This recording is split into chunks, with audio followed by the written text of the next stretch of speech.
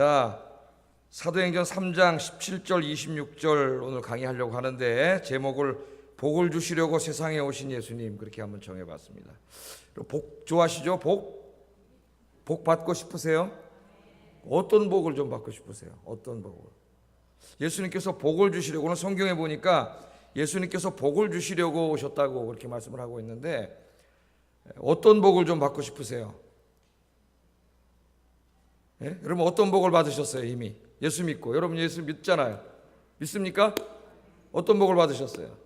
우리 한국 사람들이 복을 굉장히 좋아하는데 오늘 우리가 예수 믿으면 어떤 복을 누리게 되는지 좀 한번 생각해 보려고 합니다. 자, 사도행전 3장은 크게 두 부분으로 나뉘어져 있습니다. 전반부 1절부터 10절까지는 베드로하고 요한이 저녁 예배를 드리고 저녁 기도를 드리려고 성전으로 이렇게 올라가다가 성전 미문에서 구걸을 하고 있는 안진뱅이 거지를 만나가지고 그를 치유하시는 내용이 나와요. 그 40년 동안에 한 번도 걸어보지 못했던 그를 일으켜 세우고 걷게 하고 뛰게 하고 하나님을 찬양하게 하는 진짜 전대미문의 어마어마한 역사를 일으킵니다. 그러니까 이 이야기를 보고 있던 사람, 들었던 사람들이 깜짝 놀라가지고 솔로몬의 행각에 다 모여서 도대체 이게 어떻게 된 일이냐? 예? 아니 저 사람이 예수의 이름으로 명하노니 일어나 걸어라 그랬더니 40년 동안 태어나서 한 번도 걸어보지 못했던 사람이 벌떡 일어나가지고 걷기도 하고 뛰기도 하고 성전에 들어가서 하나님을 찬양하는 역사가 일어났는데 도대체 예수가 누구냐? 예수가 누구냐?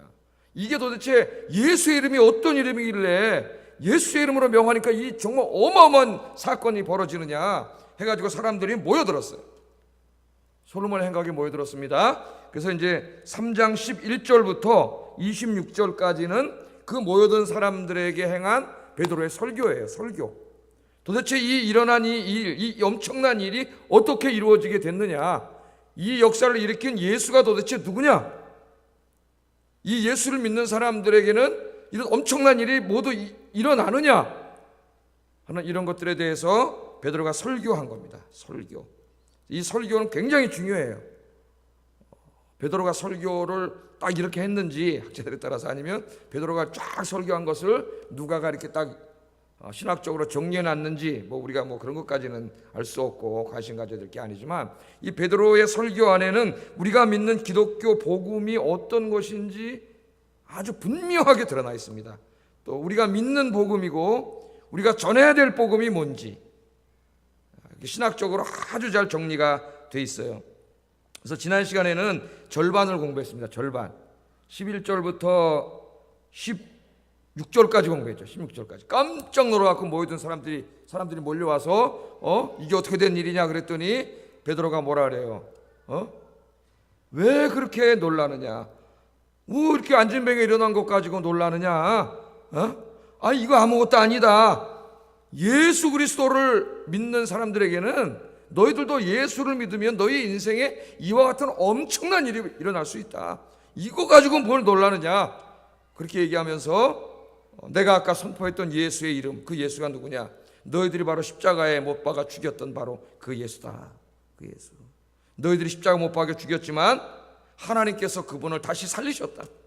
그분이 바로 하나님의 아들이요 너희가 기다리던 메시아요 구원자인데 너희가 몰라서, 오늘 보면 무지해서 그래요. 몰라서 십자가에 못 박아 죽였다는 거예요. 그런데 하나님께서 다시 살리셔서 부활하게 하셨어요. 할렐루야. 그래서 우리가 예수의 이름으로 기도하거나 예수의 이름으로 명하면 그 부활하신 주님께서 성령을 보내주셔가지고 안진뱅이도 일으키고 죽은 자도 살리고 무너진 인생도 다시 일으켜 세우고, 할렐루야. 이런 일들이 일어나는 게 당연한데 뭘 이런 걸 갖고 놀라느냐? 그렇게 설교를 했죠, 지난주에. 그래서 저도 회개했다 그랬어요.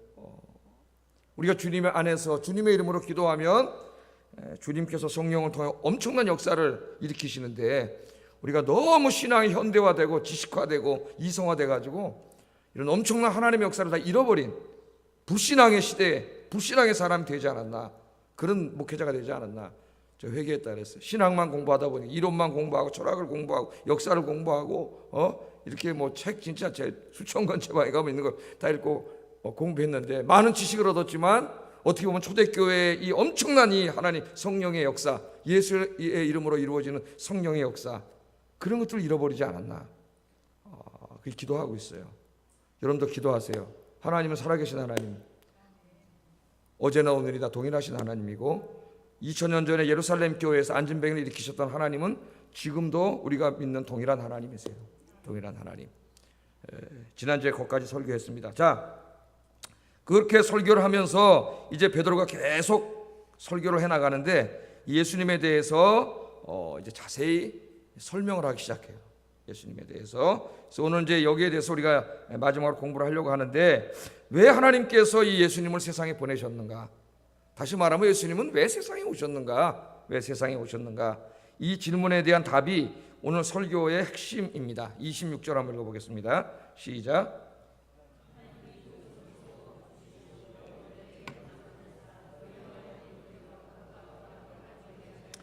하나님이 그 종인 예수님을 세워서 너희에게 복을 주시려고 먼저 보내셨다 그랬어요. 2000년 전에 예수님이 오셨어요. 복을 주시려고 보내셨다. 그러니까 이 복이라는 게 부정적인 개념이 아니에요. 이 복을 너무 현대 기독교 현대 목사들이 돈 버는 것에다 갖다 자꾸 건강, 돈 벌고 번영, 축복 이런 데다 갖다 붙여놔가지고 하나님의 복을 왜곡시켜서 그렇지, 하나님은 우리에게 복 주시기를 원하세요. 복 주시려고 외아들까지 보내주셨어요. 복 받을 상태가 안 되기 때문에 복을 주시려고 외아들까지 보내주셨어요. 그러면 예수님께서 예수 믿는 사람들에게 어떤 복을 주시느냐? 오늘 본문이 세 가지로 얘기합니다. 세 가지로. 첫째는 죄사함의 복을 주세요. 죄사함. 엄청난 복이에요, 여러분. 죄를 사함 받지 못하면 천국에 들어갈 수 없습니다. 지옥에 가야 돼요. 죄사함의 복. 엄청난 복이에요. 긍정적으로 말하면 의롭다 칭함을 받는 복이에요. 의롭다 칭함을 받는 복.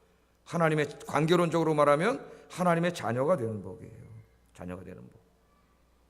두 번째는 새로운, 예수 믿으면 내 인생에 새로운 삶이 시작돼요. 새 삶이. 그게 뭔지 딱 우리 공부해야 됩니다. 새 삶이 시작돼요. 엄청난 축복의 새 삶이 시작돼요. 이게 두 번째고, 세 번째는 하나님께서 만물을 다 회복시키실 때 그 회복된 새 하늘과 새 땅에 들어가서 그 축복을 누리는 그런 복을 받아요. 다시 말하면 천국 가는 복을 받는다. 우리가 쉽게 얘기하면 그런 얘기예요. 종말론적으로는 그런 복을. 오늘 세 가지를 성경에서 얘기하는데 오늘 이 부분을 좀 더 신학적으로 자세히 좀 공부를 하려고 합니다. 제가 이 책을 읽으면서 톰 라이트라고 하는 신학자가 최고의 신학자죠. 그 사람이 쓴 책 한번 봅니다. 그 사람은 신학자로서 오늘 이 설교가 가지고 있는 이 웅장한 신학에 대해서, 종말론에 대해서 쫙 설명을 해요. 굉장히 신학적으로 멋있어요. 또 한 사람, 이제 극단적인 사람은 이 목사예요. 목사. 영국에 지금 돌아가셨지만은 로이드 존스라고 하는, 우리나라에 번역이 많이 됐어요. 이 사람 설교책이. 로이드 존스라는 목사님인데 이분은 목회자잖아요. 목회자. 근데 직업이 의사였어요. 의사. 그러니까 이분의 책을 읽으면은 이 톰 라이트하고는 좀 상당히 달라요. 이 사람은 의사였기 때문에 어디에 관심이 있냐면 한 인간에게 관심이 있더라고요. 톰 라이트는 신학자이기 때문에 하나님이 완성하실 이 우주론적인 하나님 나라에 관심을 갖고 신학을 웅장하게 소설하고 있다면은, 이 사람은 그 나라를 축복으로 받은 한 개인에 대해서, 의사니까 개인에 대해서 집중하고 있어요. 그러니까 그러다 보니까 치유에 대해서. 그래서 이분이 목회를 잘한 것 같아요. 치유에 대해서, 한 사람을 이렇게 치유하는 쪽으로 설교를 하다 보니. 그래서 제가 생각을 해봤습니다. 저는 신학을 공부해가지고 톰 라이트 쪽에 가까운 것 같아요. 그래서 요새 다는 못 읽는데 시간이 좀 남으면은 로이드 존스 걸 다 한번 읽어봐요. 읽어보면은 내가 좀 다루지 않은 이 개인적인 치유 이쪽에 좀 더 관심을 가져야 되겠다. 그래서 읽습니다. 좀. 그리고 이제 그 중간에 많은 주석들을 읽어요. 많은 주석들을 공부하고 그렇게 됩니다. 자, 그래서 가능하면 이 두 가지를 다 하려고 그래요. 하나님께서 회복하실 온 우주 만물, 이 안에 이루어질 하나님의 나라에 대해서 또 가르치면서, 이 그림을 잃어버리면 기독교는 길을 잃어요. 큰 그림을 잃어버리면. 그럼 이상한 신비 종교가 되거나 기복 종교가 되거나 이상한 종교가 돼요. 이 큰 그림 속에서 그 하나님이 이루실 축복이, 어떻게 축복을 우리 개인들이 주님 안에서 누릴 수 있는지도 좀 더 많은 관심을 갖고 다뤄야 되겠다는 생각을 하게 됩니다. 자, 한번 좀 생각해 보려고 하는데, 이 말씀을 잘 이해하기 위해서는 거꾸로, 베드로의 설교와는 거꾸로 접근하는 게 좋아요. 거꾸로. 세 번째 축복부터.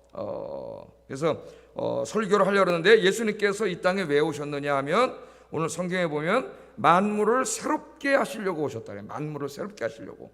20절 21절 한번 읽어보겠습니다. 시작.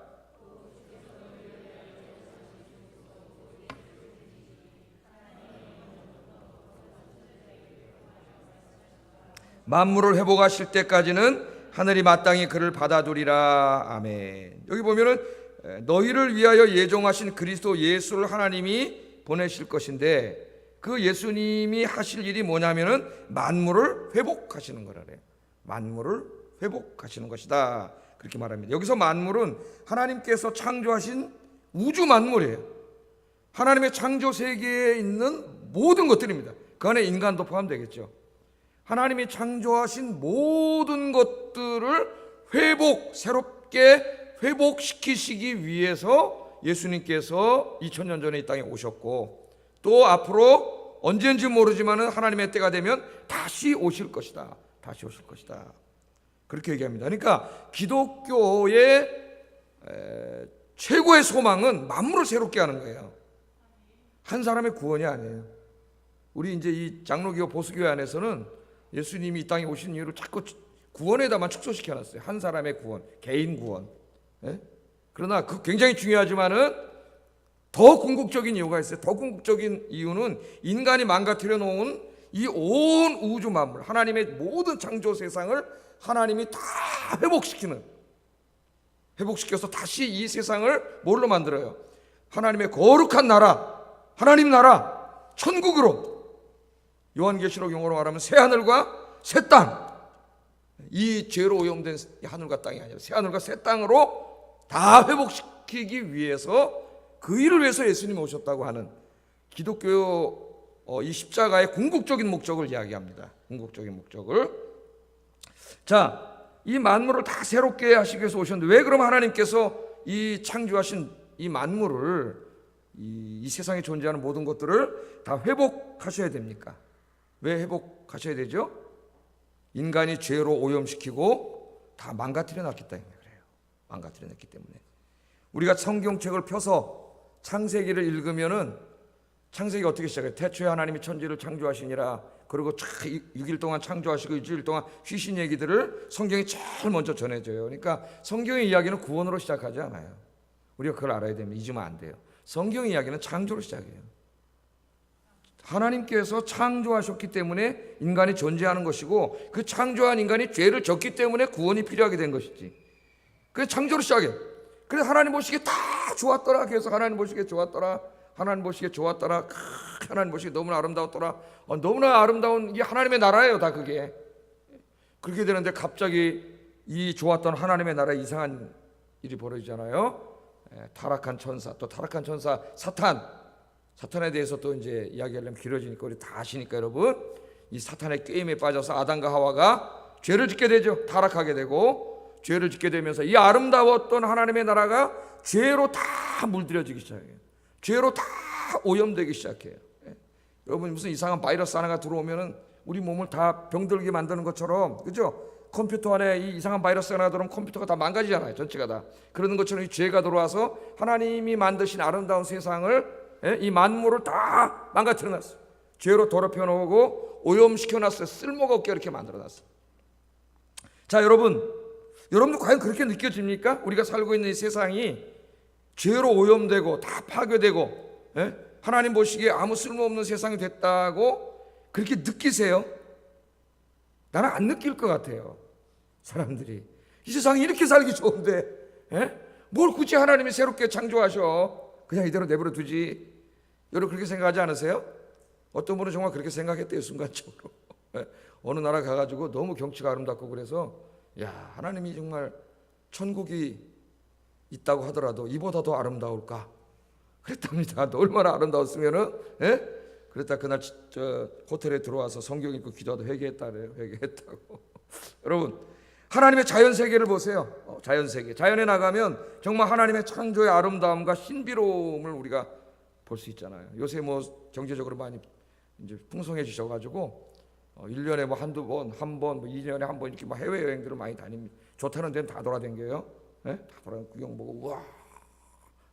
그런데 개년에 가서 우와, 알프스에 가서 아름답다, 바다에 가서 아름답다 그러고 그러고 다녀요. 또 지금 특별히 여러분 가을이에요. 가을입니다. 산에 가면 단풍이 너무 아름답습니다. 자연이 이렇게 너무 아름다워서 탄성을 자아낼 만큼 아름답고 웅장하고 신비. 그래서 하나님께서 창조하셨기 때문에 그런 거예요. 그러나 자연을 자세하게 관찰하기 시작하면 그 아름다움 속에 끔찍한 죄악의 흔적들이 보이기 시작합니다. 겉으로 보면 너무 아름다운데, 여러분 이 산에 남산에만 가봐도요, 나무도 상당수의 나무들이 닌게로 막고 있어요. 닌게로 막고 있는 나무 봤어요? 내가 한번 보여주려고 사진 찍었는데 지워버렸네 또 그거. 닌게로 하나씩 다 막고 있는 나무들, 그 닌게로 막고 있는 나무를 보면 다 말라 비틀어졌어요. 그 산의 나무의 병충해 병이 전염병이 돌아가지고 상당수의 나무들이 죽고 있고 소나무들이 죽고 있습니다. 멀리서 본 산은 너무나 단풍이 아름다운데 가까이 가면 그 나무들을 공격하고 죽이는 병균들과 해충들이 병들이 너무 많이 퍼져 있어요. 우리가 이 자연은 아름답지만 자연을 가만히 들여다보면 이 자연 안에는 잔인한 먹이 사슬이 있습니다. 요새 동물의 왕국 많이 해요. 그래서 요새 파워블 방송국 해가지고 연애 프로 할 게 없으니까 동물의 왕국 이런 거 많이 하는데 난 더 좋더라고 보니까. 까지 연예인들 나와서 식단 소리 하는 것보다 동물의 왕국 같은 건 굉장히 더 좋아요. 좋은 프로가 더 많아. 이 방송국 저 사람 PD들 없으니까 더 좋은 프로가 많이 나오더라고 보니까. 그 보면 약육강식의 그 잔인한 폭력성, 잔인성. 사자 이런 큰 놈들이 작은 놈을 막 쫓아가서 그 조그만 걸 잡아서 막 질기질기 찢어먹고 또 찢어갖고 쥐새끼 주고. 또 저는 더 큰 놈한테 사자는 안 잡아먹겠지만 또 다른 놈 더 큰 놈한테 잡혀먹고, 이 먹이사슬 약육강식의 폭력성과 잔인함이 그 자연 속에 있지 않습니까?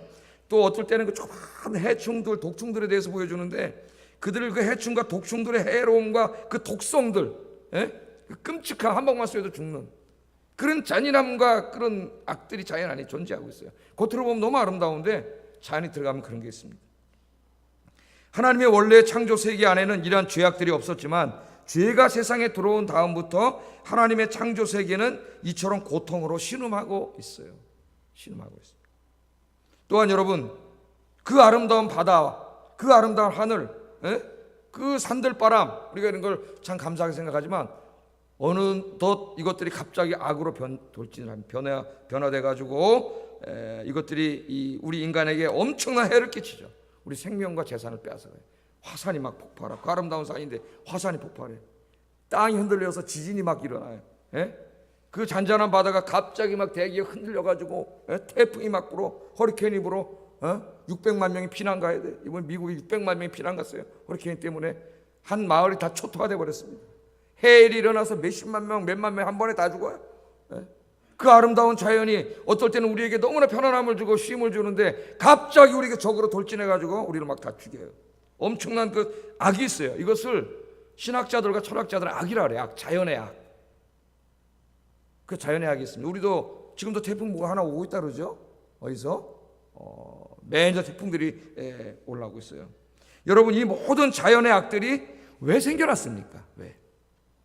하나님께서 선하게 창조하신 세상이 왜 이렇게 되었습니까?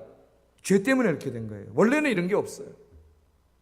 하나님의 자연 세계는 하나님이 우리에게 만들어주신 것, 너무나 살기 좋고 포근한 곳이, 어머니 품속 같은 곳이에요. 그런데 우리 인간이 죄를 지은 다음부터 이 죄가 하나님의 창조 세계를 다 이렇게 망가뜨려 놨습니다. 창세기를 읽으면 나오죠. 이 땅이 인간에게 가시와 엉겅퀴를 냈다고 하는 말이 하나님이 인간을 위해서 만들어준 땅인데 그 모든 자연이 인간을 공격하는 것이 됐다는 거예요. 공격성이 있어요. 하나님의 일반 은총으로 여전히 아름다움을 갖고 있으면서도 동시에 우리 인간의 죄 때문에 생긴 그 수많은 악이 우리 인간의 생명과 재산을 위협하고 있는 것이 이 자연입니다. 자연. 근데 하나님께서 이제 왜 예수님이 오셨다고요? 우리가 살아갈 이 자연 세상을 하나님 다 회복시키시기 위해서 오셨어요. 우리 예수님이 오셨어요. 이제 우리 예수님이 오셔서 앞으로 이제 재림하셔가지고 만물을 회복시키실 때는 우리가 살고 있는 세상에 그런 게 없습니다, 여러분. 우리가 멀리서 바라볼 때 그 아름다움만 존재하지. 그리고 자연에 존재하는 모든 것들이 인간을 위한 것들이 되지, 인간을 해야 하는 모든 것들이 사라져요. 화산이 폭발하고 무슨 땅이 갈라지고 태풍이 일어나고 독충이 있고 독사가 있고 모기가 있고, 하여튼 저는 밤에 모기 한 마리만 엥 하면은 그날 밤 꼬딱 셉니다. 잠을 못 자요 저는. 한 마리 딱. 그 고민을 해요. 얘를 일어나서 잡아 죽여야 되나. 그러다 일어날 힘이 없어 졸려가지고 또 그는 밤새요. 그 밤 거의 새고 온 적이 많아요. 새벽기도 보기가 그래가지고 잠자리치 하나를 딱 사가지고 갖다 놨다가 그걸 갖다 딱 떼면 부다닥 타 죽습니다. 천국에는 그런 게 없어요. 인간을 공격하는 게 없어요. 그래서 이사야서에 보면은 어떤 그림을 그리고 있습니까? 어린이가 독사굴에 손 넣고 장난쳐도 물지 않는 그런 나오잖아요. 어린 양과 사자가 같이 뛰놀고, 그런 세상이 오잖아요. 그 미국의 마틴 루터 킹 목사님은 그 그림을 자기 이상으로 삼고 미국 사회에서 흑인과 백인이 서로 미워하고 증오하지 않고 그 양과 사자가 함께 동산에서 친구가서 뛰노는 것처럼 미국이 바로 흑인과 백인이 그렇게 한 가족처럼 사는 그런 나라를 만들기 위해서 그 마틴 루터 킹 목사님 자기 생명을 바쳤잖아요. 이 땅에 하나님 나라, 그런 하나님 나라를 이루기 위해서 우리 예수님이 이 땅에 오시면은 모든 우리의 이 하나님의 창조 세계 만물들이 다 회복됩니다. 새롭게 창조돼요. 기대하세요. 굳이 뭐 어디 저 알프스 산맥 안 가도, 알프스 보러 안 가도 여러분 있는 곳에서 바라보는 그것이 너무너무 아름다운 하나님의 나라로 회복시켜 주십니다. 왜냐하면 예수님이 2000년 전에 오셔서 죄의 문제를 해결하셨거든요. 죄의 문제를. 이 독성을, 자연에 있는 죄라고 하는 독성을 이제 좀 이따 다시 설명하겠지만 다 빼내고 계세요, 하나님께서. 그래서 싹 하나님이 원래 창조하셨던 에덴 동산 같은 아름다운 나라로 다시 만들어 주십니다. 그러기 위해서 오셨다는 거예요. 한번 여러분 인간을 생각해 보세요. 이제 인간, 그 세상 속에 살아가고 있는 인간을 한번 생각해 보세요. 여러분 그냥 이대로 살고 싶으세요? 뭐 좀 생각이 바뀔 수 있습니다. 다를 수 있습니다. 돈도 많고 집도 있고 뭐 좀 그런 사람은 아유 이대로 살면 뭐 불편함 없는데, 그런 사람 돈이 없고 좀 불편한 사람은 아유 빨리 주님 오셨으면 좋겠다. 나는 주님 오셨으면 좋겠어요, 빨리. 여러분도 마찬가지죠. 주님 오셔야지 뭐 이 세상에 무슨 낙이 있다고. 자, 인간을 보세요, 여러분. 하나님께서 창조하실 때 하나님의 형상으로 창조하셨어요. 인간은 하나님을 닮은 존재고 하나님처럼 사랑이 풍성하고 죄를 모르는 거룩한 존재. 사랑이 풍성하고 죄를 모르는 거룩한 존재로 만들어졌고 죽음을 모르는 영원한 존재로 우리 인간이 이렇게 창조됐어요, 원래가. 그러나 최초의 인간의 아담과 하와가 사탄에게 속아서 죄를 짐으로 인간 안에 이 죄를 통해서 원래의 창조 세계 안에는 존재하지 않았던 죄라는 것이 들어오게 됩니다. 죄는 하나님이 만든 게 아니에요. 자꾸 이 못된 사람들이, 이 자유주의 신학자들, 철학자들이 죄에 대한 책임을 하나님께 돌려요. 하나님이 만든 세상에 왜 죄가 있어가지고 이 세상이 이 모양이 됐냐? 죄는 하나님이 만드신 게 아니에요. 하나님은 죄를 창조한 적이 없어요. 그래서 뭐 죄에 대한 문제를 해결하려고 어거스틴 같은 신학자나 중세의 많은 신학자들이 죄를 선의 결핍 뭐 이런 정도로 설명을 하려고 상당히 노력했는데 죄는 하나님 만든 게 아니에요. 죄는 상당히 신비한 겁니다. 죄론에 설명하려면 좀 또 어려워요. 하여튼 이 죄가 들어왔어요. 인간에게 죄가 들어왔어요. 인간이 죄를 지음으로 하나님의 거룩성을 잃게 됐습니다. 여러분, 죄 지으면은 하나님의 형상이 파괴돼요. 거룩성이 사라져요. 사랑할 수 있는 능력을 잃었어요. 사랑할 수 있는 능력을 잃었습니다. 인간은 원래 하나님을 사랑하고 이웃을 사랑하고 하나님이 만들어주신 우리 자연 환경을 사랑하면서 상호 관계하면서 살아가는 존재로 만들어졌어요, 인간이. 그런데 죄를 지은 이후에 인간은 하나님을 향하여 자기 주장, 그래서 하나님 아닌 다른 것들을 하나님으로 섬기기 시작해 우상 숭배를 하기 시작했습니다. 돈을 우상으로 섬기고 권력을 우상으로 섬기고 우상 숭배하게 됐어요. 또 이웃에 대해서도 자기 주장을 하기 시작했습니다. 이웃을 사랑하며 살아야 되는데 이웃을 자기의 욕구를 충족시키기 위한 하나의 그런 수단으로 삼게 됐어요. 수단으로. 그래서 그때부터 바로 뭐가 이루어져요? 살인이 이루어져요. 나를 기분 나쁘게 하는 놈 죽여버립니다. 살인이 이루어지고요. 인간 사회 안에 이웃의 생명과 재산을 해야 하는 온갖 끔찍한 범죄들이 우리 안에 존재하게 됐어요. 우리 그렇잖아요, 지금. 밤에 애가 조금 늦게 들어온다 그러면은 벌써 어떻게 합니까? 걱정이 되죠. 빨리 들어와라. 빨리 들어와. 10시까지는 무조건 다 들어와야 된다. 통금 시간을 정해놓고. 세상이 너무 위험해요. 우리나라에. 뿐만 아니라 이 타락한 인간이 죄에게 오염되면서 자기 소외를 가져오게 됐어요. 자기 소외. 심리학자들이 치료를 많이 하지만은 근본적인 이유를 잘 모르기 때문에 이 사람들이 근본적인 치료가 안 돼요. 이 심리적인 치료의 근본적인 치료는, 정신적인 치료는 우리 하나님만이 치료할 수 있어요. 하나님만이. 자기 소외를 가져와서 하나님 떠난 인간 안에 불안이라고 하는 것이 찾아옵니다. 불안. 그러니까 이 불안은 우리 인간의 모든 정신적인 고통의 뿌리예요. 뿌리. 이 불안에서 모든 정신적인 고통이 시작돼요. 여기서 우울증이 오고 불안증이 오고 강박증이 오고 오늘 현대인들의 상당수가 정신적인 고통을 당하면서 살고 있습니다. 하나님 떠난 인간, 우리 주님이 왜 오셨어요? 이 정신적인 고통으로부터 여러분 구원해가지고 여러분에게 샬롬을 주시게 오셨어요. 이 샬롬에 대해서는 좀 이따 제가 설명할 거예요. 예수 믿는 사람들에게 샬롬이 찾아옵니다. 샬롬이 찾아옵니다. 네. 자, 이러한 인간의 죄 때문에 결국 인간에게는 뭐가 찾아왔냐면 죽음이 찾아왔어요. 질병과 죽음이 찾아왔어요. 네? 인간은 100살도 살지 못하고 죽어야 됩니다. 육신의 죽음 후에는 영원한 죽음을 또 맞아야 돼요.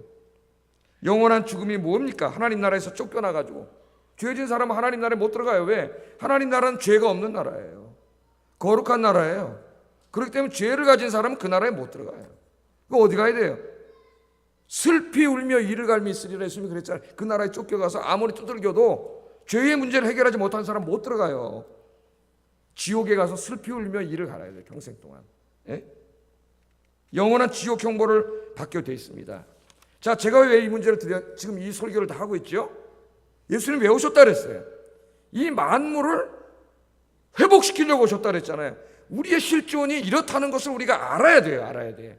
근데 마귀한테 쏘가가지고 이 세상 살기가 너무 좋다고 지금 생각하면서 살고 있는 사람들이, 특별히 교회 다니는 사람들 중에도 너무나 많기 때문에 제가 우리가 살고 있는 실존적인 이 세상에 대해서 잠깐 짚어준 거예요. 짚어준 거예요. 하나님의 은혜와 사랑이 아니면 우리 인간은 이 죄로 인해서 멸망받을 수밖에 없는 실존적인 상황에 있습니다. 있습니다. 예? 제가 여러분 전도 설교할 때마다, 새생명 축제 전도 설교할 때마다 가끔 하는 얘기, 톨스토이 소설 얘기 꼭 해주잖아요. 톨스토이가 인간이 처한 상황을 너무 잘 소설로 써놨기 때문에, 단편 소설로. 예? 검은지와 흰지 얘기 해주잖아요. 그죠? 인간이 돈 좀 있고 권력 있으면 자기가 큰 살 수 있을 것 같은데, 예? 인간이 뭐가 같다 그랬어요? 호랑이한테 쫓기는 어떤 사람 같다 그랬어요. 톨스토이가. 예? 호랑이가 쫓아와 막 도망가다가 어느 구석에 폭 빠져버렸어요. 빠졌는데 떨어지다가 여기 턱 걸려가지고 턱 뿌리에 걸려서 나무 뿌리에 걸려 대롱대롱 매달려 있어. 근데 이렇게 하늘을 보니까 호랑이가 잡아먹으려고 딱 내려다보고 있어. 올라가면 죽어 호랑이한테. 밑으로 내려가려고 보니까 밑에는 독사들이 시글시글해 막 떨어져만 해라 잡아먹게 되고 있어. 딱 매달렸는데 오갈 데가 없는데 이렇게 보니까 이쪽에서 흰쥐 한 마리가 씩 나오더니 자기를 지탱하고 있는 뿌리를 하나 사각 갉아먹고 쏙 들어가. 좀 이따 보니 이쪽에 까만쥐가 싹 나오더니 사각 갉아먹고 싹 들어가. 어떻게 됩니까 여러분? 잘 보세요. 러시아의 문호인, 이 세계적인 이 대문호인 톨스토이가 인간의 상황을 어떻게 이렇게 잘 상상력 있게 묘사하고 있는지. 위에는 호랑이가 있고 밑에는 독사가 있고 매달릴 때 쥐들이 자꾸 갉아먹고 있습니다. 조금 있으면 죽어요. 그런데 어디서 뭔가 한 방울에 물이 뚝 떨어져. 이게 뭐야로 찍어서 이렇게 먹어봤더니 꿀이야. 너무 달아요. 좀 이따 또 한 방울이 뚝 떨어져. 또 찍어서 또 먹었어. 달아. 근데 계속 떨어지네. 꿀 찍어서 먹다 아이고 달다 그러다가 자기가 어떤 상황에 처해 있는지를 잃어버리고 꿀만 찍어 먹고 있는 그 인간. 얼마나 그 인간이 여러분 한심한 인간입니까? 불쌍하고. 그게 인류라 그랬어요. 인류. 하나님 떠난 인류의 모습. 얼마나 통찰력 있는 설명이에요. 100번을 들어도 혀를 차게 됩니다. 그런 상황에 있는데도 불구하고 이런 실존적인 모습을 알지 못해요. 인간이. 잠시 잠깐 오면 자기가 이 고통 속에 이 죄 짓고 살다 죽어서 영원한 지옥 형벌을 받을 존재라는 걸 알지 못해요. 예? 철학을 공부하고 역사를 공부하고 과학을 공부해서 엄청난 지식을 가지고 있다고 하는 이 세상의 지식인들이 자기들은 지식인이라고 생각하는데, 오늘 말씀해 보면 베드로가 뭐라 하면 너희가 무지해서 그렇다 그래. 무지해서 예수님을 십자가에 못 박았다 그래요. 무지해서. 그러잖아요. 오늘 너희가 몰라서 그랬다는 거예요. 하나님 보실 땐 그들은 무지한 자예요. 왜? 정말 알아야 될 중요한 걸 모르잖아요. 하나님이 살아계시다는 걸 모르잖아요. 예? 예수님이 자기를 십자가에서 죽으시고 부활하셨다는 걸 모르잖아요. 예수 믿어야 구원받는다는 거 모르잖아. 천국이 있고 지옥이 있다는 거 모르잖아요. 예수 안 믿고 죄사함 받지 못하면 죽어서 지옥 간다는 거 모르잖아요. 그들은 자기들이 굉장히 지성인이라고 생각하고, 예수 믿는 우리도 수요 예배 드려 나온 우리들은 굉장히 지식이 없는 저 무지몽매한 인간들이라고 그럴 겁니다, 아마. 그런데 실제로 누가 무지한 자들이에요? 그 자들이 무지한 자들이에요.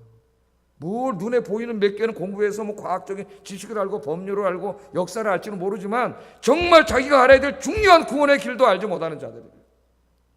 무지한 자들이에요. 무지한 자들. 그런데 교회 다니면서도 이런 무지한 자가 있어요. 무지한 자가. 이 땅에 소망을 두고 사는 사람이 있단 말이에요.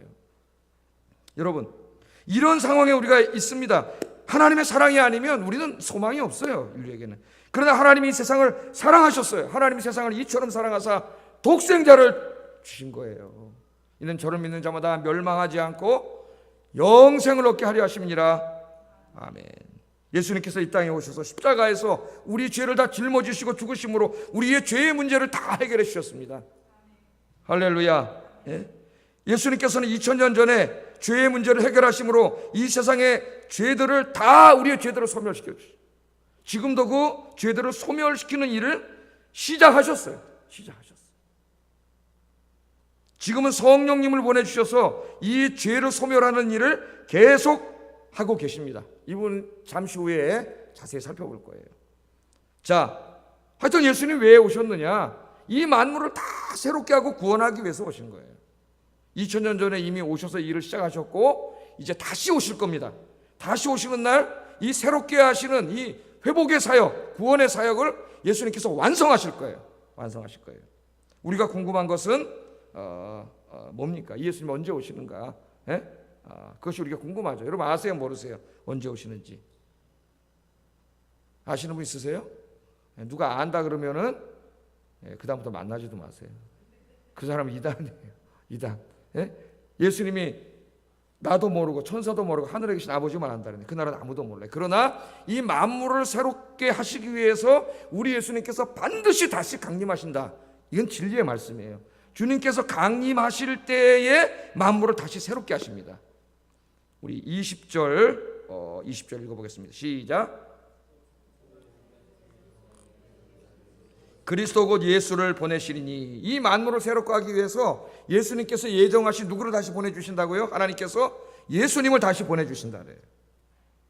하나님께서 예수님을 다시 보내주셔요. 2000년 전에 보내주셨는데, 죄의 문제를 해결하기 위해서 보내주셨는데, 이제는 만물을 다 회복시키기 위해서 하나님께서 예수님을 다시 보내주신다 그래요. 이것을 신학에서는 뭐라 그럽니까? 예수님의 재림이라 그러죠. 재림. 다시 예자 써서 강림할 임자 써 예수님이 다시 강림하시는 거예요. 다시 강림하셔요.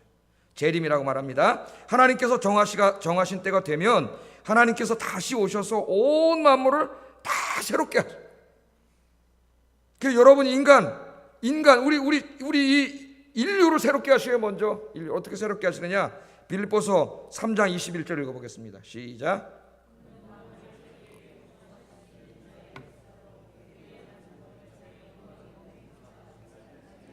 아멘. 오늘 말씀은 여러분 잘 들어야 돼요. 성경 66권의 핵심 진리, 복음의 진리를 신학적으로 좀 가르치고 있기 때문에 잘 들어야 됩니다, 여러분. 그래서 이제는 우유만 먹는 어린애가 아니고 고기를 먹을 수 있는 성인이 돼야 돼요. 이 교리와 신학에 대해서 알아야 잘못된 길로 가지 않습니다. 신앙이 바로서요. 자, 그가 오시면 어떻게 해요? 만물을 자기에게 복종하실 수 있는 자의 역사로, 하나님의 능력의 역사로 우리의 낮은 몸을 자기의 영광의 몸의 형체와 같이 변하게 하신다는 거예요. 변하게 하세요. 그러니까 우리 낮은 몸이라는 게 뭡니까? 죄와 죽음의 통치하에 있는 이 몸이. 우리는 늙잖아요. 시간이 지나면 늙고 병들고 죽지 않습니까? 이 몸이. 그런데 우리 예수님께서 오시면 어떻게 돼요? 이 몸을 변화시켜 주세요.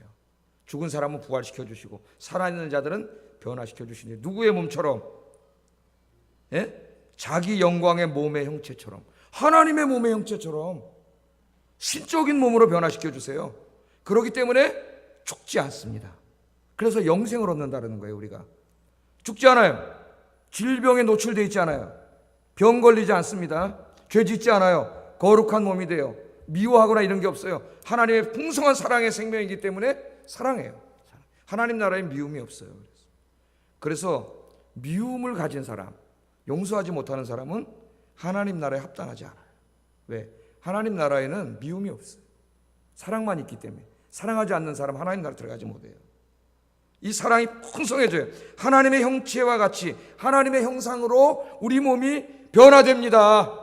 요즘 여러분 사람들이 여기 조금 요거 좀 눈 좀 이렇게 변화시키려고 여기다가 수백만 원 드리고 요거 좀 또 튀어나오게 조금 변화시키려고 수백만 원 주고, 이거 좀 필라고 또 여기 수백만 원 주고 견적이 몇 천만 원 나오고 이렇게 하는데, 그런다고 뭐 그게 계속 갑니까 여러분? 하려면 하세요. 근데 좀 있으면은 이게 더 이상해지고, 그러나 이제 주님께서 다시 오시는 날 우리 인간을 완전히 변화시켜서 이미 죽은 사람들은 다 부활시켜가지고 영광의 하나님의 몸, 늙지 않고 병들지 않는 그 영광의 몸, 하나님의 몸으로 영원히 살게 하는 몸으로 주시고, 이 아직 살아있는 사람들은 다 똑같은 몸으로 변화시켜 신적인 몸을 갖고 하나님과 함께 영원히 살게 하실 줄을 믿습니다.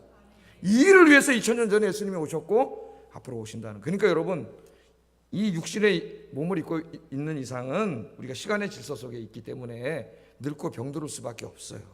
약해지고. 너무 슬퍼하지 마세요. 그래서 성경은 백발은 인생의 영광이니라 그랬습니다. 백발은 자기가 열심히 살아왔다는, 인생을 열심히 살아왔다는 증거예요. 그러므로 그 슬픈 일이 아니고 인생의 영광이에요. 영광이라 그랬어요. 너무 여기다가 생각하지 마세요. 이 몸은 잠깐 있다가 어차피 다 땅에 묻히거나 불에 타서 없어질 재가 될 몸이라는 거 여러분 늘 기억하세요. 그러나 우리 주님께서 그 재더미들을, 흙들을 다시 모아가지고 영광스러운 몸으로 부활시켜 주십니다. 할렐루야. 그날이 반드시 있어요. 너무 이거 보고 한탄하지 마세요. 저도 뭐 이거 딱 보면 머리 이제 여기 염색약 다 빠져나가면은 머리가 허해요. 슬프지 않습니다. 왜냐하면 백발은 인생의 영광이니라 그랬잖아요. 하나님 다 만들어 주시. 뿐만 아니라 하나님께서 우리가 이 새롭게 만들어진 인간들이 살아가야 할 이 세상도 아까 말했던 이런 불행한 세상이 아니라 새로운 세상으로 만물도 다 회복시키세요. 다 새롭게. 왜? 2000년 전에 오셔서 죄의 문제를 해결하셨기 때문에, 그리고 지금도 성령을 통해서 죄들을 다 소멸시키기 때문에 주님이 다시 오시는 날은 이 죄가 완전히 없어져요. 이 만물 속에 죄가 하나도 없어요. 하나님의 영이 충만한 거룩한 땅이 되기 때문에 치유가 일어나 다 새로운 땅이 돼요. 새 하늘과 새 땅이 돼요. 그래서 지금 여러분, 우리보다 믿음이 더 좋은 게 이 자연이 우리보다 믿음이 더 좋아요. 자연 진짜예요. 로마서 8장 21절 한번 읽어볼까요? 시작. 하나님의 자녀들의 영광의 자유에 이르는 것이니라. 지금 여러분, 이 피조물들이, 하나님이 주신 창조물들이 어떻게 해요? 썩어짐의 종노릇한 데서 해방돼 가지고 우리들이 구원받아서 그 영광의 몸을 얻는 것처럼 그렇게 되기를 어떻게 하고 있다 그래요? 해방 하나 영광의 자유에 이르는 것을 바라고 있다 그래요. 바라고 있다. 우리는 오히려 안 바래. 이 세상이 너무 살기 좋아서. 그런데 이 미물이 든 저 나무와 저런 산과 바다와 강들은 오히려 믿음이 더 좋아요. 빨리 썩어지면서 종노릇해서 하나님이 새하늘과 새 땅으로 만들어주시는 그날의 오기를 이 우주 만물들, 이 미물들이 바라고 있어요. 기다리고 있다는 거예요. 그렇게 말하죠. 베드로전서 3장 12절 13절 읽어보겠습니다. 시작.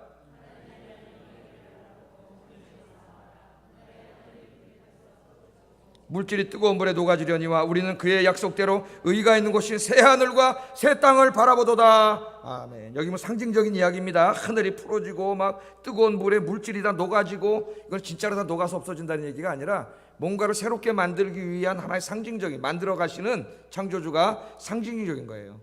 그래서 이 죄악으로 오염된 세상을 하나님이 다 했던 이 예술가의 손으로 주물러 가시고, 이거 죄를 다 예수님 십자가의 보혈로 죄를 다 없애시고 이것을 완전히 새로운 새하늘과 새 땅, 에덴 동산 같은, 타락하기 전에 에덴 동산 같은 아무 부족함이 없는, 요한계시록 21장에 보면 뭐가 있어요? 그 가운데 생명나무가 있고 생명수가 성전에서 흘러나오죠. 생명수가 흘러나와서 온 땅을 적셔. 죽음이 없어요. 병이 없어요. 그 생명나무에서 생명나무 열매가 맺어져 가지고 그 열매를 따먹고 영생한다. 이런 그림이 나와요. 요한계시록에 하나님께서 다 회복하셔. 새하늘과 새 땅으로. 그래서 하나님의 영광의 몸을 가진 우리들이 그 새로운 세상에서 하나님과 함께 영원히 살게 하십니다. 그 일을 하기 위해서 여러분 예수님께서 2000년 전에 오셨고 앞으로 다시 오실 것이다. 베드로가 그렇게 설교하고 있는 거예요. 이게 기독교의 구원론이고, 이게 기독교의 소망이고, 이게 기독교의 종말론이에요. 이게 기독교의 역사관이에요. 그러니까 우리가 이런 진리를 모르면 기독교가 그걸 다 넘어가가지고 항상 제가 말하지만 이 땅에서 잘 먹고 잘 사는 이상한 성경이 가르치지 않는 기복신앙으로 전락해버린 거예요. 진리를 모르기 때문에 진리를, 이 일을 위해서 우리 주님께서 오셨어요. 자, 그렇다면은 이 영광스러운 하나님 나라에 참여하는 복을 누리려면 어떻게 됩니까? 예? 여러분, 이 베드로의 설교를 듣고 있던 사람들의 입장에서 한번 생각해 보세요. 베드로가 지금 뭐라 그랬어요? 물론 너희들이 몰라서 죽였다고 예수님이 얘기했지만, 베드로가 설교하고 있지만 너희들이 몰라서 무지해서 예수님을 죽였다 그래요. 예? 예수님을 저희가 죽였다고 얘기하지만은 그들은 예수님을 십자가에 못 박아 죽인 자들이에요. 지금 베드로가 설교할 때, 이 설교를 할 때 그때를 한번 생각해 보자고. 역사적으로 이 설교를 듣고 있는 이 사람들의 상당수는 직간접적으로 하나님의 아들 메시아를 십자가에 못 박아 죽인 사람들이에요. 이 사람들은 죄를 지은 사람들이에요. 하나님의 아들을 죽인 도저히 용서받을 수 없는 죄를 지은 사람들이에요. 2장에 보면 형제들아 우리가 어찌 알고 그런 사람들 있지 않습니까? 자기들 죄인임을 깨달은 사람들이 용서받을 수 없는 죄를 지은 사람들이, 이 사람들이 생각하겠죠. 아니, 예수님께서 이 온 만물을 새롭게 창조하시고 인간들도 하나님의 형상으로 다 새롭게 창조하신다는데 그 축복을 나도 받을 수 있겠는가? 받을 수 있겠다고 생각했겠어요? 없겠다고 생각했겠어요? 소망이 없다고 생각했을 것 같습니다. 왜냐하면 하나님의 아들을 죽였는데 자기가 어떻게 용서를 받아요? 그 죄를. 예? 도저히 용서받을 수 없는 죄인이에요. 그런데 오늘 하나님께서 베드로를 통하여 소망의 메시지를 전해요. 이게 하나님의 사랑이요, 은혜예요. 19절 뭐라 그러는지 같이 한번 읽어보겠습니다. 시작. 소망이 있어요. 비록 예수님을 십자가에 못 박아 죽인 장본인이라 하더라도 하나님은 그 사람을 영원히 멸망시키지 않습니다. 소망이 있어요. 소망이. 그게 뭐냐고요? 그러므로 너희가 회개하고 돌이켜 너희 죄 없이 함을 받으라. 아멘. 그러니까 이게 뭐예요? 회개하고 하나님께로 너희의 인생을 돌이키면 그 예수님을 죽인, 하나님의 아들을 죽인 그 도저히 용서받을 수 없는 죄까지도 하나님이 어떻게 한다고요? 용서해 주신다는 거예요. 할렐루야. 그러면 하나님 용서하지 못할 죄가 이 세상에 있겠습니까? 하나님의 아들을 십자가에 잔인하게 못 박아 죽인 그 자들도 하나님이 회개하면 용서해 주신다고 하셨는데 이 세상에 하나님이 용서하지 못할 죄는 아무도 없어요. 십자가의 보혈로 씻지 못할 죄는 하나도 없어요. 지금 유대인들에게 소망의 메시지예요. 소망의 메시지. 이 메시지를 듣고 그들이 주님 앞으로 돌아온 거예요. 내가 비록 예수를 십자가에 못 박아 죽인 자지만 내가 나의 잘못을 깨닫고 내가 회개하고 예수님이 하나님께 돌이킨다는 말은 예수 믿고 하나님께로 돌아간다는 거 아닙니까? 예수 믿으면 하나님께서 내 죄를 없애주시는구나, 용서해 주시는구나, 그게 복음이구나. 할렐루야. 그 복음을 전하세요. 여러분, 이 은혜가 아니었다면 제가 어떻게 구원을 받았겠으며 여러분이 어떻게 구원을 받았겠어요? 네? 이 죄를 다 용서해 주시는 거예요. 회개하고 하나님께로 돌아가면, 이처럼 자신이 죄인임을 인정하고 철저하게 회개하고 예수님을 믿으면 죄 사함을 받습니다. 이 가장 큰 복이에요. 아까 말했죠. 죄 사함 받아야 천국에 갈 수가 있어요. 천국에는 죄가 없는 곳이기 때문에 죄 사함 받지 못한 사람은 못 들어가요. 죄 사함만 받는 게 아니라 죄 사함 받아서 천국에 가는 거는 먼 미래의 일이죠. 아직 이루어지지 않았지 않습니까? 그럼 그걸로 끝나느냐? 그렇지 않아요. 내가 지금 회개하고 죄 사함을 받으면 지금 여기서도 엄청난 축복을, 복을 누리게 됩니다. 복을 누리게 돼요. 어떤 복을 누리게 되느냐? 19절 하반절 읽어보겠습니다. 시작. 아멘. 19절 한번 통째로 읽어보겠어요. 여러분 성경 보고 통째로. 시작. 너희 죄 없이 함을 받으라. 이같이 하면 새롭게 되는 날이 주 앞으로부터 임할 것이다. 너희가 회개하면 죄 사함을 받을 것이고, 이 죄 사함을 받으면 새롭게 되는 날이 주님으로부터 너희에게 임할 것이다. 어렵습니다. 잘 들어야 돼요. 새롭게 되는 날이 주 앞으로 임할 것이다. 여기 새롭게 되는 날이 뭡니까? 새롭게 되는 날. 언제예요? 만물을 다 새롭게 하고 구원하는 날이에요. 우리 예수님께서 재림하실 때 아직 이루어졌어요, 안 이루어졌어요? 이때도 안 이루어졌고 지금도 아직 안 이루어졌습니다. 예수님이 재림하실 때 이 땅에 이루실 새 하늘과 새 땅, 새 시대, 새 나라, 하나님의 나라가 너희가 예수 믿고 죄사함 받는 그 순간에 예수님으로부터 너희에게 임한다는 거예요. 너희에게. 우리 예수님도 그런 말을 했죠. 그 나라가 우리 안에 임한다. 하나님의 나라가 우리 안에 어떻게 임해? 그 넓은 나라가. 이때 하나님의 나라는 공간을 의미하는 게 아니라 하나님의 통치를 말해요. 하나님의 통치. 누가 임하는 거예요? 하나님의 통치가 임해. 어떻게? 하나님께서 성령님을 보내주심으로. 하나님께서 우리를 다스리세요. 우리 안에 들어오세요. 찾아오세요. 그러니까 여기에 이 말은 성령님이 찾아오시는 거예요. 성령님이. 그래서 새롭게 된다. 새롭게 된다는 말은 영어 성경에는 리프레시라고 보면 리프레시. 소생시키는 거예요. 소생시키는 거. 그러니까 여러분 아까 제가 인생에 대해서 이야기했잖아요. 하나님 떠난 인간이 어떻게 삽니까? 자기 소외에 빠져가지고 온갖 인간의 삶의 고통 속에 살고 있지 않습니까 지금? 뭐 때로는 조금 돈도 벌고 하나님도 잘 돼서 기쁠 때도 있지만 우리 인생을 보면은 그 인생 자체가 계속되는 고통의 연속이고 온갖 스트레스에 시달려 있어요. 질식할 정도로 인간의 문제가 있습니다. 의학이 발전해가지고 수명이 길어졌다고 하지만은 제가 볼 때 그 수명이 길어져서 그 조금 더 사는 게 그게 큰 복일까? 그런 생각을 해봐요 요새.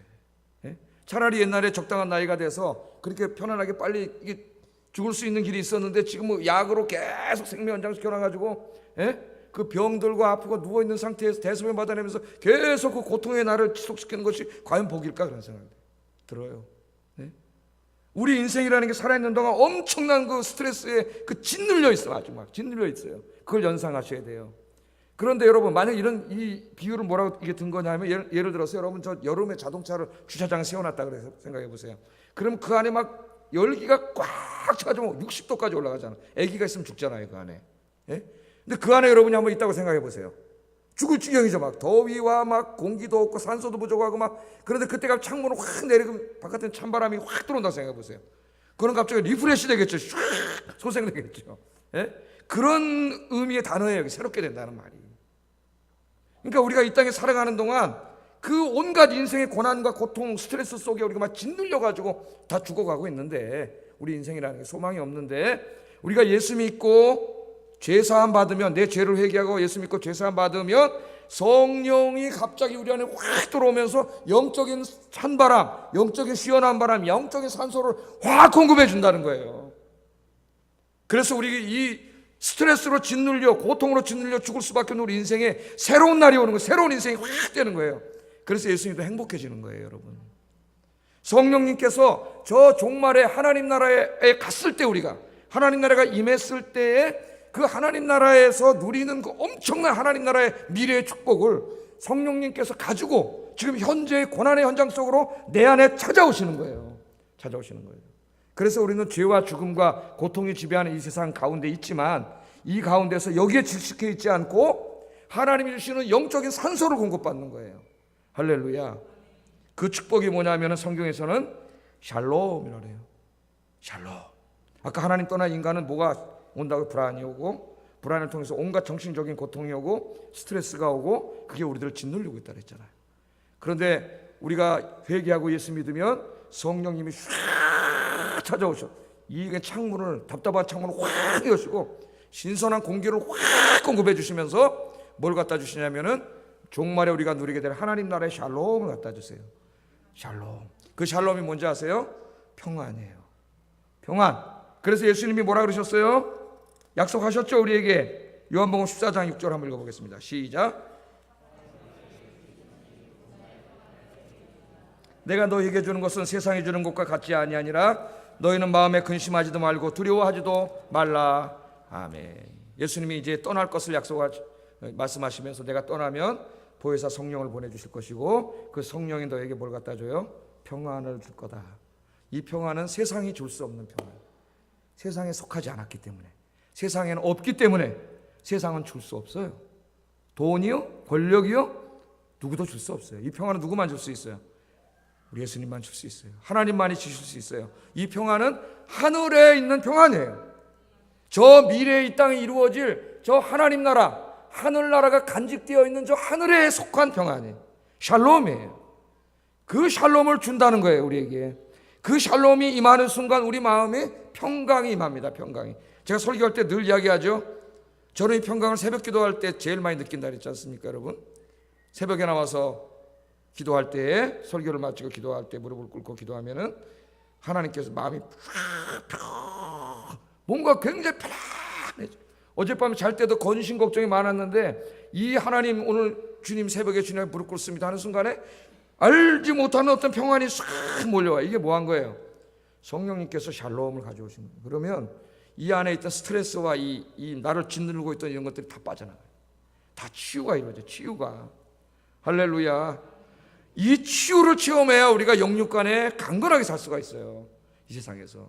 어떤 사람은 교회를 다니고 예수를 오랫동안 믿었다 하면서도 이 샬롬을 전혀 경험하지 못하고 사는 사람. 샬롬.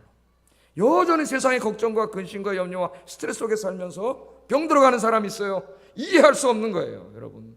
오늘 예수님 약속해 주셨는데, 너희가 회개하고 예수 믿고 제사함 받으면 너희 인생의 새날이 말이라. 새날이 말이라. 옛날에 그 죄와 죽음과 고통에 찌들렸던 인생, 그 옛날이 아니고 이제 성령님께서 샬롬을 가져다 주심으로 이제는 완전히 새로운 인생이 시작된다는 거예요. 주님 안에서의 샬롬을 누리는 여러분 되기를 주의 이름으로 축복합니다. 왜 못 누리세요? 교회 다니면서 기도하지 않으니까, 늘 하나님과 영적인 교통을 하지 않으니까. 성령님이 내 안에 오셨음에도 불구하고 성령님이 나에게 샬롬을 주는 걸 내가 스스로 막고 있는 거예요, 여러분. 내가. 기도하세요. 말씀 묵상하세요. 예배드리고 찬송 부르세요. 그러면 여러분, 내가 이 닫아놨던 창문을 하는 성령님이 확 여시고 영적인 그냥 신선한 공기로 확 산소를 공급해 주세요. 여러분이 갑자기 확 살아나요. 그 몸도 가벼워지고 육신도 건강해지고 영도 건강해지고 마음도 행복해지고 평안해지고. 이 복을 주신다고 약속하셨잖아요. 이걸 누리세요. 누리시는 여러분 되기를 주의 이름으로 축복합니다. 누리려면 기도하세요. 무릎 꿇으세요. 무릎 꿇으세요. 새벽에 나와서 기도하세요. 하나님 평안을 주세요. 자, 마지막으로 이처럼 우리는 예수님이 2000년 전에 오셔서 이 만물을 다 새롭게 하시기 위해서 다 오셨고, 그 새롭게 되시는 천국과 하나님의 형상, 영원한 영생의 몸을 우리에게 이미 주셨습니다. 우리에게 이 땅에 사는 동안도 성령님이 찾아오셔서 하나님 나라의 축복을 미리 여기서 누리면서 살게 하셔요. 그럼 이 축복을 받은 우리들은 어떻게 살아야 되느냐, 오늘 마지막 하나님이 우리에게 주신 사명에 대해서 한번 좀 생각해 보겠습니다. 자, 이 베드로가 계속 설교를 하는데, 자, 그럼 이런 설교를 해요. 예수님은 2000년 전에 오셨습니다. 지금 베드로 그때 오셨죠. 그리고 어떻게 해서 승천하셨어요. 다시 오신다고 약속하셨는데 아직 안 오셨어요. 그럼 예수님 지금 어디 계십니까? 어디서 무엇을 하고 계세요? 예수님께서 이 설교로 시작을 하고 있어요. 자, 21절 하반절 읽어보겠습니다. 시작.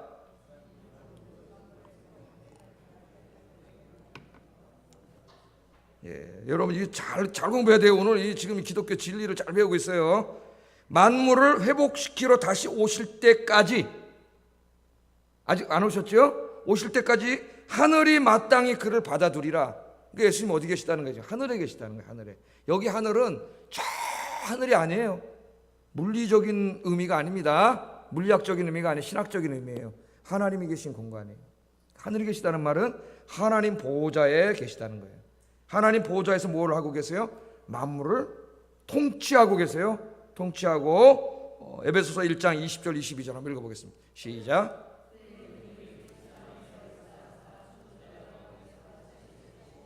하늘에서 자기 오른편에 앉히사 모든 통치와 권세와 능력과 주권과 이 세상뿐 아니라 오는 세상에 일컫는 모든 이름 위에 뛰어나게 하시고 또 만물을 그의 발 아래에 복종하게 하시고 그를 만물의 교회 머리로 삼으셨느니라. 아멘.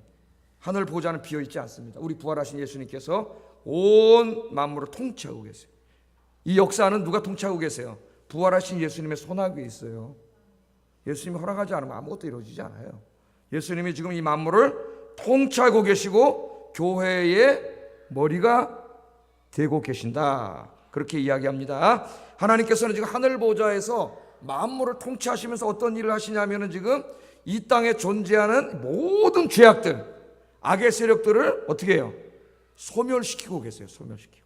다 소멸시키고 계세요. 이 죄가 지금 이 세상을 다 망쳐놨잖아요. 인간도 망쳐놨고, 그 죄를 가지고 마귀가 계속 지금 망가뜨리고 있잖아요. 이 죄의 세력들, 악의 세력들을 다 하나님 소멸시켜가고 계세요. 지금 하나님 예수님께서, 이 일을 예수님이 안 하고 계시면 이 세상은 지금 죄악으로 꽉 찼어요. 악인들의 존재가 됐을 거예요. 소멸시키고 계세요. 한번 고린도전서 15장 24절 25절 읽어보겠습니다. 시작.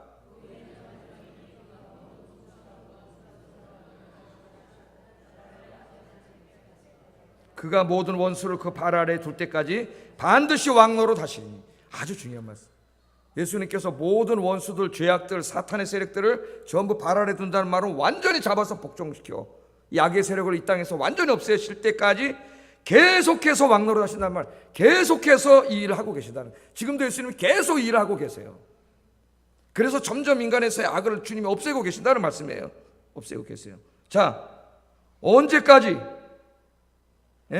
예수님께서 계속 악을 이렇게 다 없애고 계시는데, 이 악을 어떻게 없애고 계실 것인가? 교회의 머리가 되심으로 없애요. 교회가 머리가 되심으로. 교회의 머리가 된다는 말은 예수님께서 교회의 우두머리가 되신다는 말이에요. 그래서 예수님께서 교회를 통하여, 예수님이 직접 하시는 게 아니라 교회를 통하여 이 세상의 악의 세력을 전멸시켜 가세요. 소멸시켜 가세요. 자, 그래서 아까 우리가 에베소서 1장 22절 23절 다시 한번 읽어보겠습니다. 시작.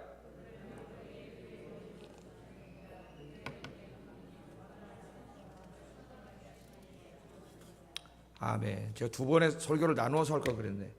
나누어서 할 걸 그랬어요. 오늘 한 번에 다 가르치려고.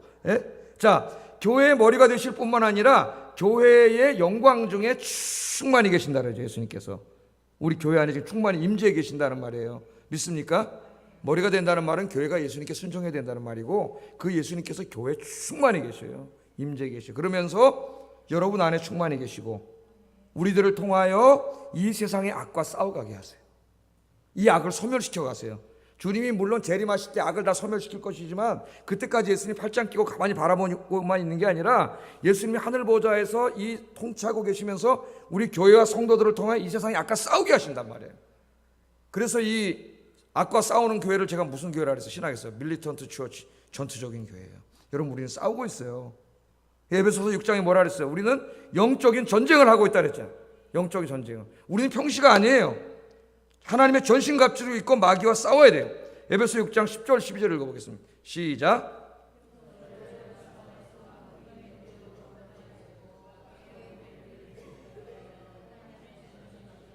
우리의 씨름은 혈과 육을 상대하는 것이 아니요 통치자들과 권세들과 이 어둠의 세상 주관자들과 하늘에 있는 악의 영들을 상대함이라. 아멘.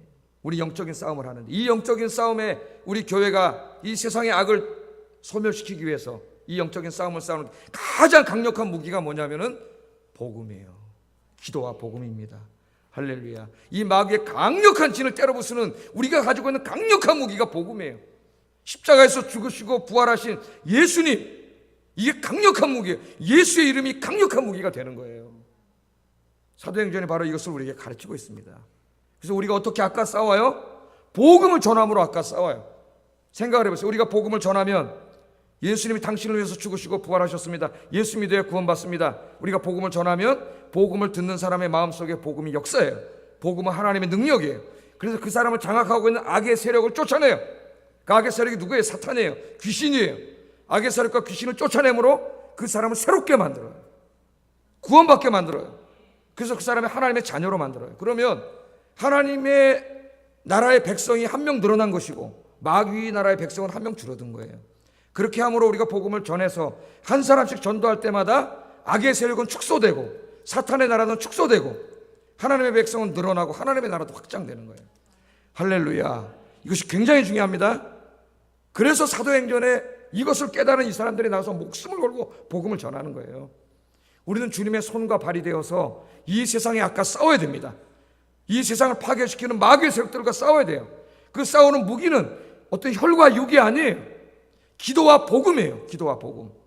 이 기도와 복음으로 이 세상의 악과 싸워 나가고 악한 사탄에게 고통당하는 사람들을 구원할 수 있는 우리 하나님께 성도님들이 되시기를 주의 이름으로 축복합니다. 우리 기도하겠습니다. 설교를 잠깐 정리하고 기도하겠습니다. 예수님께서는 만물을 새롭게 창조하심으로 이 땅에 하나님 나라를 이루기 위해 오셨고 또 오실 겁니다. 이게 우리 기독교의 복음이에요. 이 하나님의 나라의 축복에 참여하려면 회개하고 예수님을 믿음으로 죄사함을 받아야 됩니다. 근데 여기 오신 여러분들은 이미 복을 받은 사람들인 줄로 믿습니다. 우리는 예수님을 믿음으로 이미 이 축복을 받은 사람이며 이 축복을 누리고 있는 사람이에요. 지금도 여러분 성령 안에서 누리시기 바랍니다. 샬롬을 늘 감사하는 마음으로 살아야 돼요. 뿐만 아니라 이제부터는 기도하세요. 주님, 내가 주님의 손과 발이 되겠습니다. 주님의 손과 발이 돼서 열심히 기도하고 복음을 증거하고 또 하나님 말씀대로 의로운 삶을 살아서 이 만물을 새롭게 하시는 하나님의 일에 헌신하겠습니다. 헌신하겠습니다. 하나님, 내가 그런 삶을 살게 해주세요. 특별히 10월은 집중전도의 달인데 제가 전도에만 오늘 적용을 했어요. 열심히 복음 증거해서 사탄에게 고통당하는 수많은 사람들을 다 구원할 수 있게 해주세요. 함께 기도하겠습니다. 사랑과 은혜가 충만하신 하나님, 감사합니다.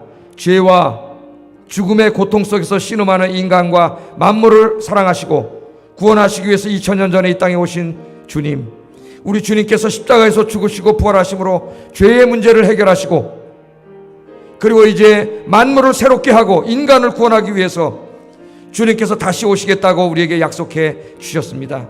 뿐만 아니라 이 땅에 사는 동안에도 우리가 회개하고 주 예수 그리스도를 믿으면 우리에게 성령을 보내주셔서 성령을 통하여 하나님 나라가 임하게 하시고 하나님 나라의 축복인 샬롬을 누리며 살게 하시겠다고 주님 약속해 주셨습니다. 주님 안에서 이 축복을 받은 자들로서 하나님 나라의 축복인 샬롬, 평강을 누리며 사는 저희들이 되게 하여 주시옵소서.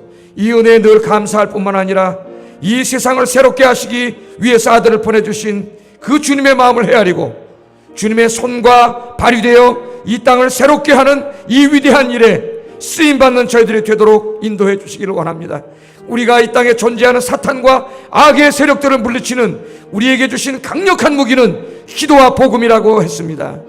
하나님 아버지, 영적인 싸움에 나가는 저희들이 늘 새벽에 일어나 주님 앞에 기도하게 하시고 이 능력의 복음, 이 복음을 들고 세상에 나가서 이 복음을 증거함으로 악의 세력들과 싸워서 승리하게 하시고 악의 세력에게 고통당하는 수많은 사람들을 구원하는 귀한 사명을 감당하도록 주님께서 인도해 주시옵소서.